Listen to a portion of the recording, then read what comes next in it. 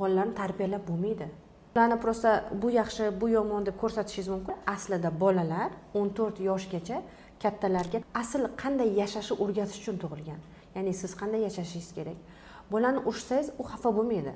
5 minutdan keyin yana kulib o'ynab ketaveradi. Ularga nimadir kerak bo'lsa, ularga farqi yo'q. Pulingiz bormi, pulingiz yo'qmi, ular shu xohlagan narsasini oldirishga harakat qiladi. Ya'ni siz ham bu dunyoda o'zingiz xohlagan narsangizni olishingiz mumkin. Qachon Allohdan so'rab, sidqi ishonsangiz, ular ishonadi. Ular pul bor, pul yo'q bu narsani tushunmaydi-da. Ichki olamingizni ko'rsatadi. Ya'ni siz agar siqilayotgan bo'lsangiz, u ham siqiladi, yig'laydi, jizaki bo'lib qoladi. Unga qarab siz o'zingizni ichki olamingizni to'g'rilashingiz kerak. Aslida 14 yoshgacha bolalardan o'zimizga kerak narsani olishimiz kerak. 14 yoshdan keyin bola ana shu oilasiga qarab rivojlanadi. Ya'ni ona baxtli bo'lsa, bola ham baxtli bo'ladi.